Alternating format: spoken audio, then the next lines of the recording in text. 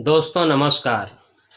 आज हम सामाजिक विज्ञान कक्षा 10वीं के अर्थशास्त्र खंड के अध्याय 1 विकास की समझ पर चर्चा करेंगे।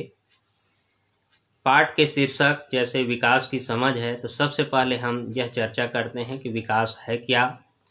What is called development, what is the definition of development.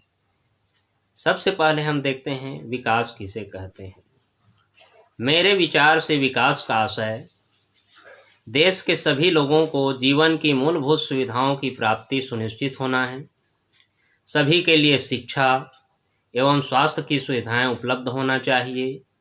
सार्वजनिक सुविधाएं सभी के लिए उपलब्ध हो। राष्ट्रीय आय एवं प्रति व्यक्ति आय में वृद्धि हो। यही विकास है, यही विकास का अर्थ है। इसी को हम विकास की परिभाषा समझ सकते हैं। अब देखते हैं दोस्तों, इस विकास को मापने के संकेतक क्या क्या हो सकते हैं, उस पर चर्चा कर सकते हैं। सबसे पहले है आय। आय के माध्यम से हम विकास की दर को नाप सकते हैं। तो आय भी 3 प्रकार के होते हैं: राष्ट्रीय आय, प्रति व्यक्ति आय और मासिक आय। इसके माध्यम से भी हम विकास को माप सकते हैं, विकास को मापा जा सकता है। दूसरा, स्वास्थ्य शिक्षा। स्वास्थ्य शिक्षा के माध्यम से भी राष्ट्रीय आय के स्तर को बड़ी आसानी से नापा जा सकता है। तीसरा माध्यम है या तीसरा संकेतक है सार्वजनिक सुविधाएं।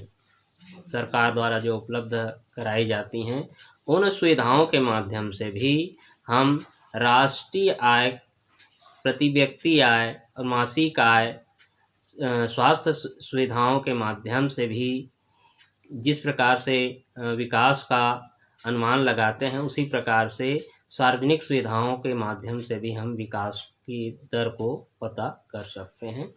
चौथा है स्वच्छ पर्यावरण। पर्यावरण की स्वच्छता को भी देखकर समझकर उसको विकास के दर को समझा जा सकता है, विकास का अनुमान लगाया जा सकता है। दोस्तों, इस पाठ में एक महत्वपूर्ण पॉइंट यह है कि जीवन प्रत्याशा के बारे में दिया गया है। तो इस पर हम चर्चा कर सकते हैं कि जीवन प्रत्याशा का अर्थ क्या है, किसे कहते हैं। तो जीवन प्रत्याशा किसको कहते हैं? जीवन प्रत्याशा जन्म के समय एक व्यक्ति के औसत अनुमानित जीवन काल को दर्शाती है। यह एक अनुमान लगाती है कि एक बच्चा कितने दिनों तक जीवित रह सकता है। यह जीवन प्रत्याशा कहलाती है। अब एक प्रश्न आता है दोस्तों इस अध्याय के माध्यम से कि एक अनुच्छेद लिखकर बताइए कि भारत को किस प्रकार से विकसित किया जा सकता है, विकास करने के क्या क्या तरीके हो सकते हैं। तो इस पर हम चर्चा करते हैं, उस अनुच्छेद पर चर्चा करते हैं। सबसे पहले हम देखते हैं कि क्या क्या करने से देश का विकास हो सकता है। भारत को विकसित करने हेतु सबसे पहले भारत से भ्रष्टाचार को मिटाना होगा। दूसरा, सभी के लिए उचित शिक्षा की व्यवस्था करके अशिक्षा को मिटाना होगा।